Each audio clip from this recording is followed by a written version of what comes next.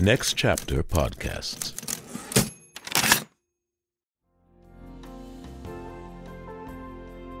If you love this show, then you're also going to love Lit Society. Lit Society is the weekly book podcast hosted by best friends Carrie and Alexis. Each episode features a different book and includes fiction, nonfiction, romance, and mystery. Enjoy dramatic readings of passages written by legends such as Tolstoy and Toni Morrison, complete with sound effects. Lit Society is hilarious and feels like a night out with friends. Isn't it time you take a break from your routine with a book club that's lit? Subscribe to Lit Society, Books and Drama, wherever you listen to podcasts.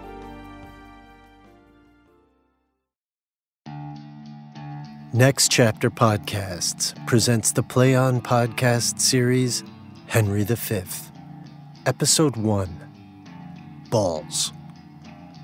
For the best listening experience, be sure to use headphones or earbuds. And don't forget, St. Crispin's Day.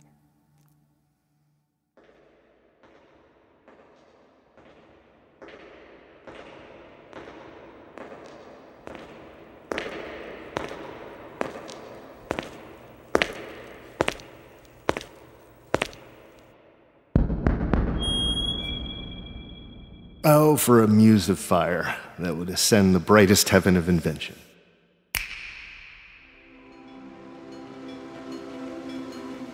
A kingdom for a stage, princes to act, and monarchs to behold the swelling scene. Then could our Harry appear as he was in history, like a god of war, commanding famine, sword, and fire like wolves ready to slaughter.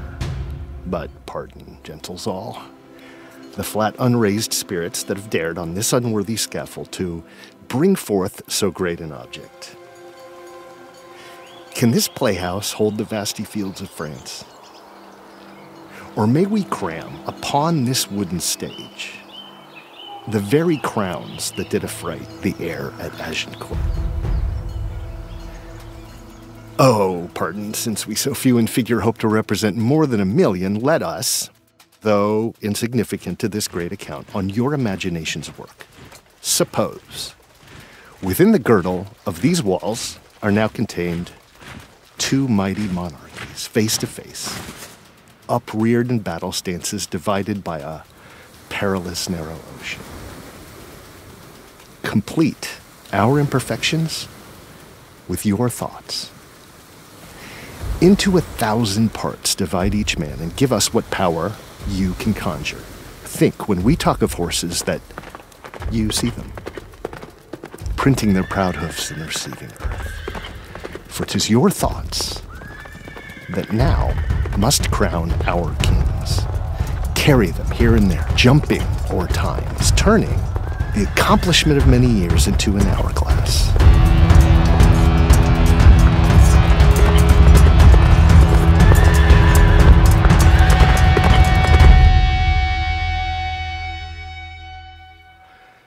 For such a purpose, admit me, chorus, to this history, who, prologue-like, your humble patience pray, gently to hear, kindly to judge, our play. My lord, this is the same proposal which was tried in the 11th year of the last king's reign, and would have passed against us if not for the turbulence of the times which delayed it from consideration. My lord Archbishop of Canterbury, how then shall we defeat such a bill now? It must be thought on. If it pass against us, the church will lose half of our possession. This would drink deep. 'Twould drink the cup and all. How to prevent it? The king is reasonable and full of grace. And a true lover of the Holy Church. His actions as a youth promised it not. The breath no sooner left his father's body before all his wild ways seemed to vanish and die too. Yea, at that very moment consideration like an angel came and whipped the offending sinner out of him, leaving his body as a paradise, occupied only by holy spirits. Never was such a sudden scholar made, never came reformation in a flood with such a heady current, sweeping out every fault and selfish, stubborn defect so suddenly at all at once as it did in this king. We are blessed in the change. Listen to him reason in divinity, and you will quietly yearn that this king had been made a bishop instead. Hear him debate about national affairs, and you shall think it's always been his study. Listen as he speaks of war, and you'll hear a fearful battle rendered in music. Bring up any matter of policy, and the Gordian knot he will unloose as easy as his garter. When he speaks, even the air, free as a libertine, will stop sudden. The ears of men do stand in muted wonder to savor his sweet and honeyed sentences. There is such art and technique entwined in the poetic articulation of all his ideas. 'Tis a wonder how his grace did glean it, since his addiction was to vain pursuits. His friends were unlearned, rude, and shallow, his hours filled up with riots, orgies, sports, and worse, with no sense of any study, any contemplation, or retirement from open haunts and notoriety. Strawberry grows underneath the nettle, and wholesome berries thrive and ripen best, neighbored by fruit of baser quality. And so the prince concealed his contemplation under the veil of wildness, which no doubt grew like the summer grass fastest by night, unseen yet ripening in potency. Indeed, this must be so, for miracles no longer exist in this world. We live in times of reason now. But, my good lord, how now for mitigation of this bill urged by the Commons? Does His Majesty incline to it or no? He seems conflicted, or rather did lean more towards our side than favoring those who work against us. For I made an offer to His Majesty upon our last meeting of the bishops. Should he take action on our proposal concerning the royal kingdom of France, we are prepared to give a greater sum to the king than the clergy ever did give to any of his predecessors. How did this offer seem received, my lord? With good acceptance of His Majesty. But there was not enough time to hear all, as I believe His Grace would have wanted of the various ancient statutes which may entitle him to certain dukedoms, and indeed the very throne of France derived from his great-grandfather Edward III. What was the impediment that broke this off? Upon that instant, the French ambassador craved audience, and the hour I think has come to give him hearing is at 4 o'clock. It is. Then let's go in now to know his message, which I'm sure I could guess the content of before the Frenchmen speak a word of it. I'll follow you, for I long to hear it.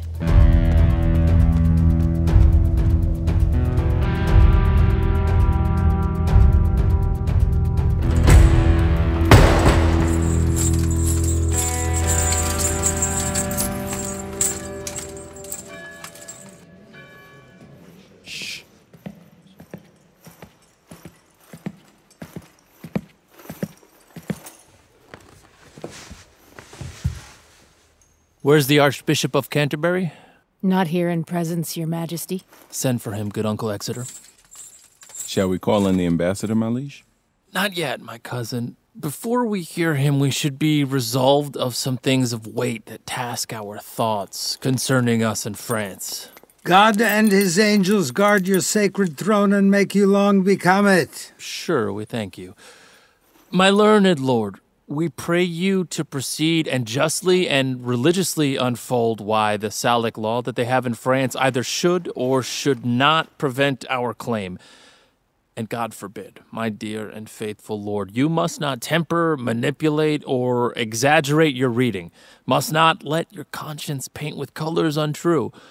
For God doth know how many healthy souls will shed their blood based solely upon what your reverence may incite us here to do. Therefore, take heed of how you might move us, how you awake our sleeping sword of war. We charge you in the name of God, take heed.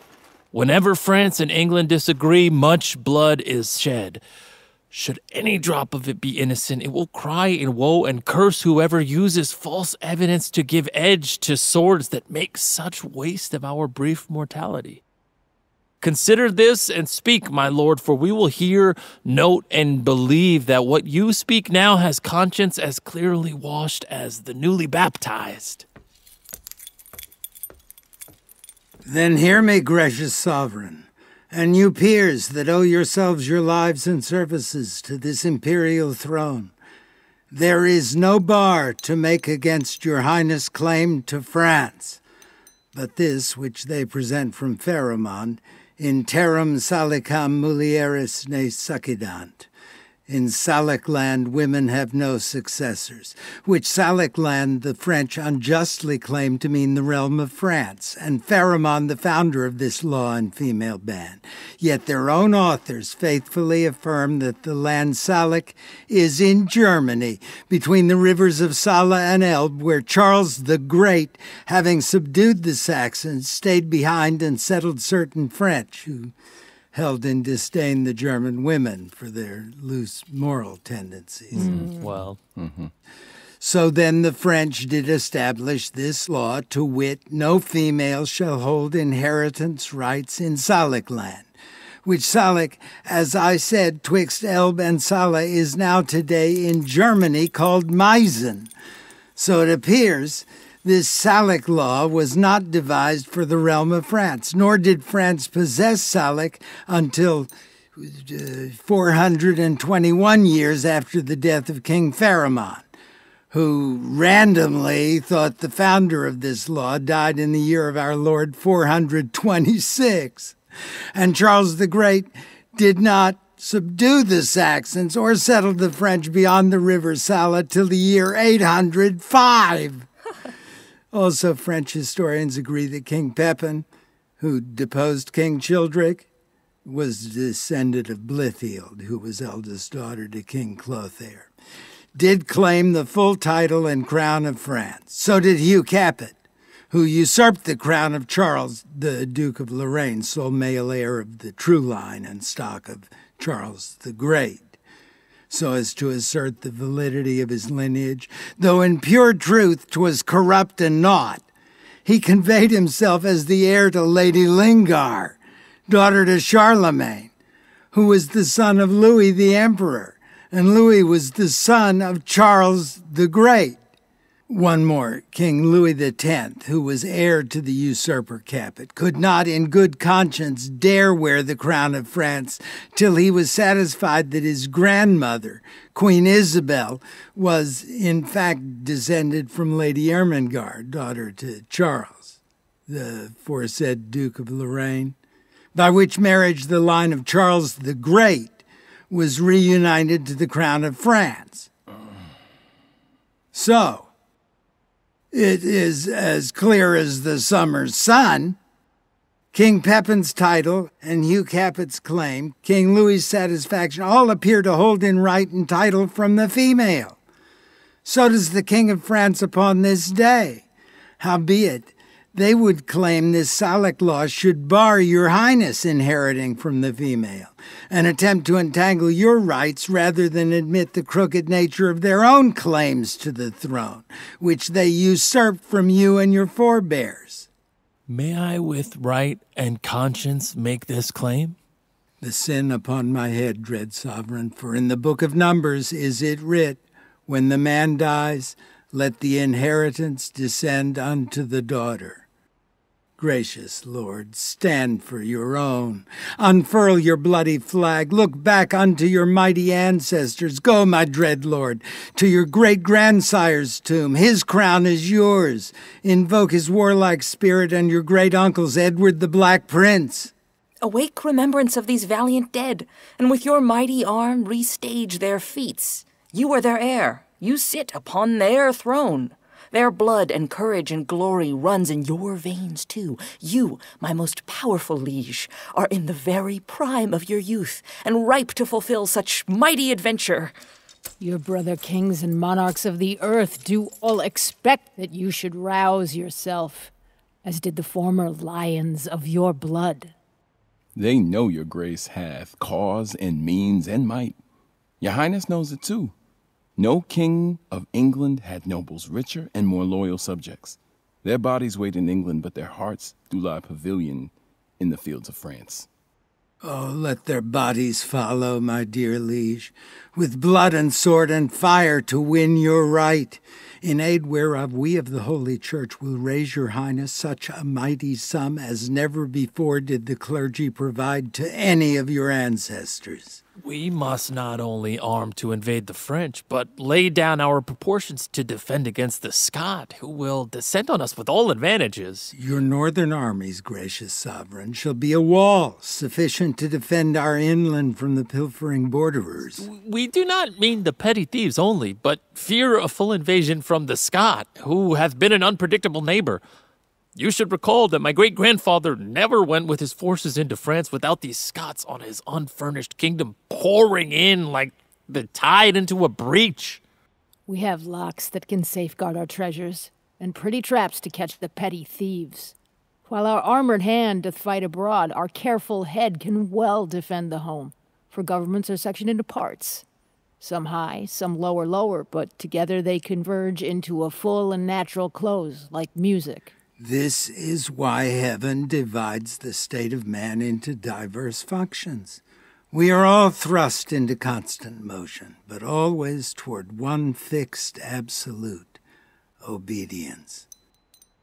Consider the honeybees, creatures who by rule of nature bring rigid order to a peopled kingdom. They have a king and officers of sorts. Some, like magistrates, do work at home. Others, like merchants, venture trade abroad. Others, like soldiers, armed with their stings, sack and pillage the summer's flower beds. With merry march they bring their booty home to the royal tent of their emperor, who busied in his majesty surveys the singing masons building roofs of gold, the common citizens kneading up the honey, the poor transporters with heavy cargo crowding into the kingdom's narrow gate, the sad-eyed judge with his surly humming sentencing every lazy, yawning drone to their execution. From this, I know many things may work in contrary ways, but still combine to serve one single aim. Like many arrows, shot from different spots can find the same target. Like many roads can meet in one town. Like many fresh streams can meet in one salt sea. Like many hands can find the central point upon a clock. So may 1,000 actions once afoot end in one purpose and lead perfectly to good success.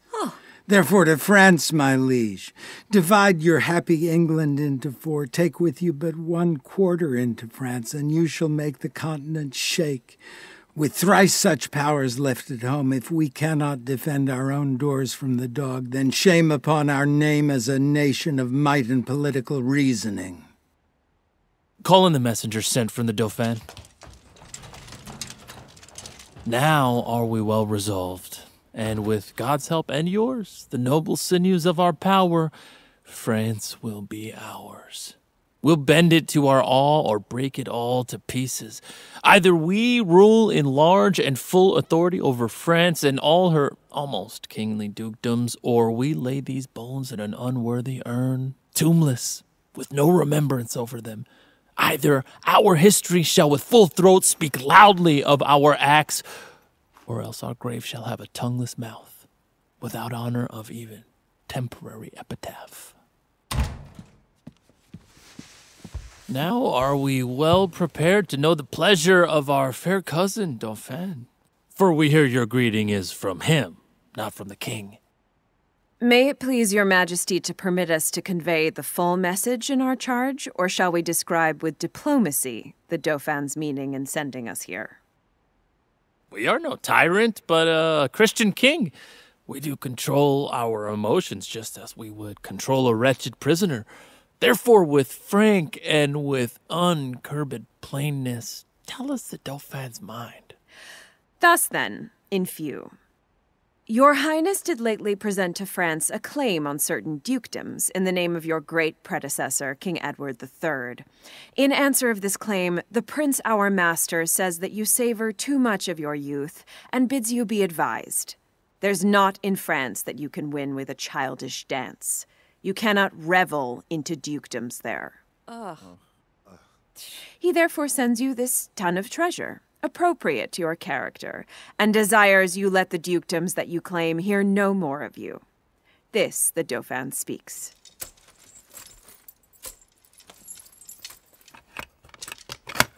What treasure, Uncle?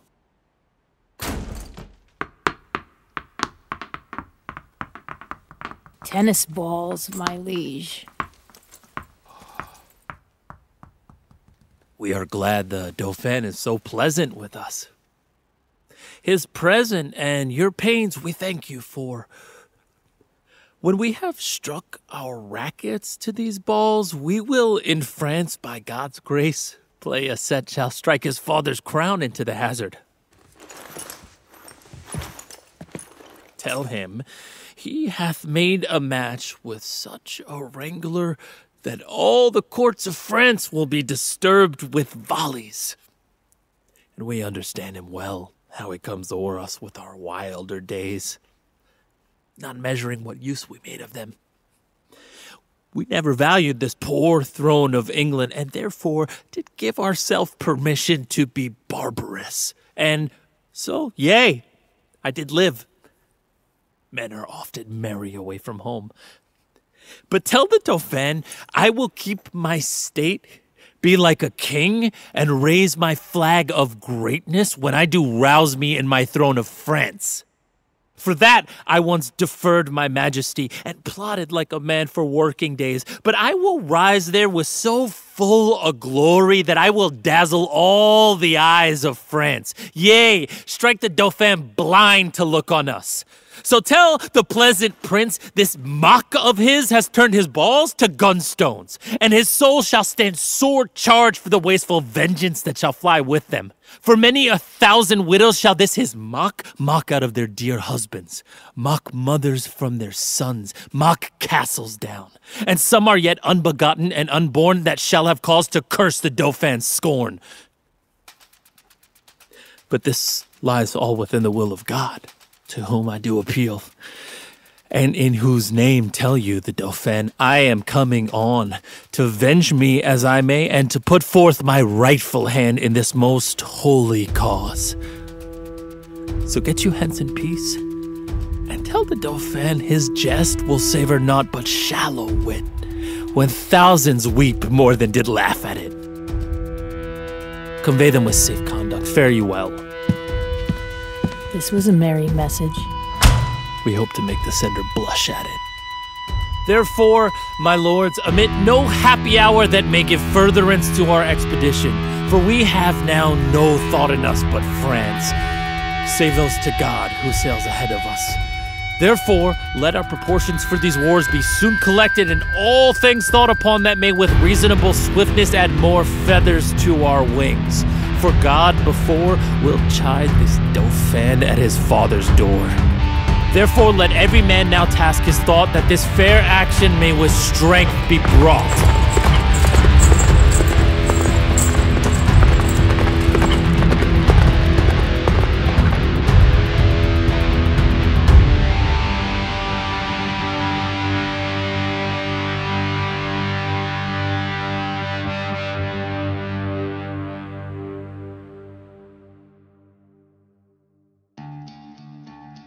The Play On podcast series, Henry V, was translated into modern English verse by LLOYD SUH and directed by KRISTA WILLIAMS.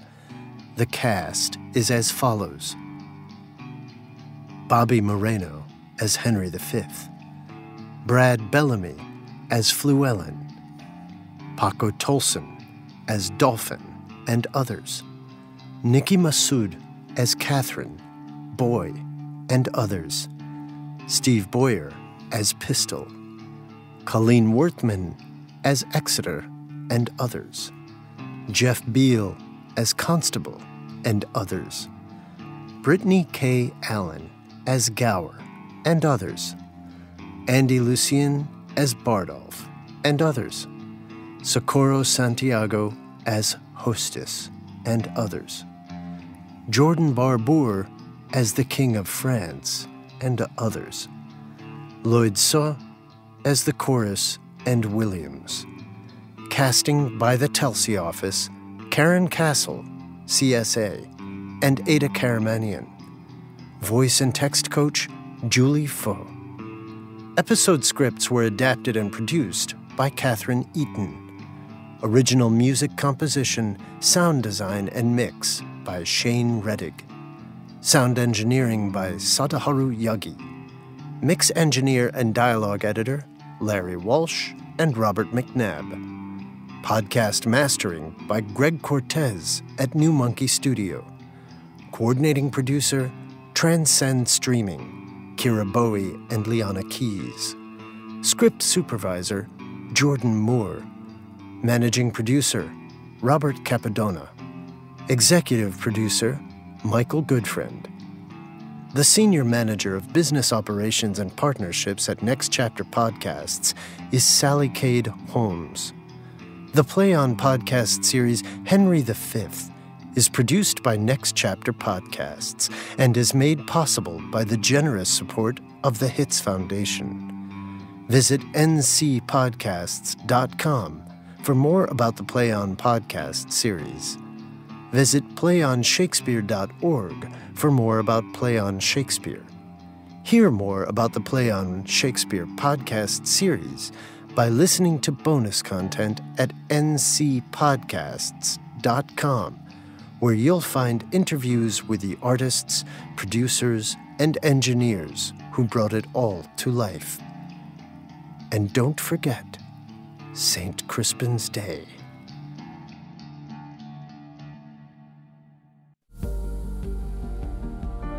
Hey, Play On podcast listeners.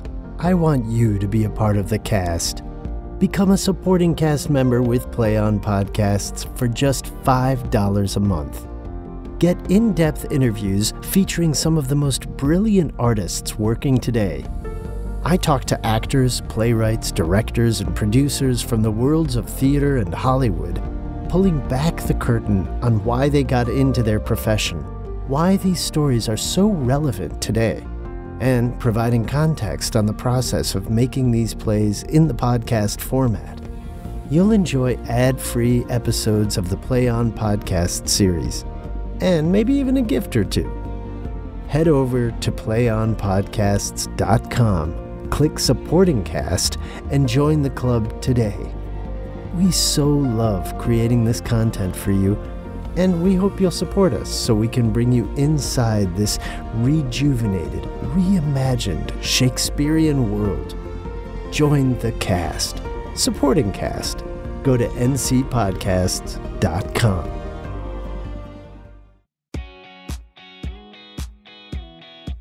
Got 10 minutes? Count down to blast off with host Bethany Van Delft every Tuesday, Thursday, and Saturday. Get ready for a bite-sized podcast for kids and their adults that explains what's going on in the world. It'll bring you the context that all kids and their adults need to know about events, sports, science, gaming, pop culture, entertainment, and more. Awesome guests like Lego Masters Judge Amy Corbett, Dr. Anthony Fauci, and the voice of Pokemon's Ash Ketchum are guaranteed to swing by. Make the 10 News part of your family routine to connect, explore, and learn something new. And look out for the 10 News road trip remixes every Thursday this summer, which explore the topics you care about most. Listen to the 10 News on the iHeartRadio app, Apple Podcasts, or wherever you get your podcasts.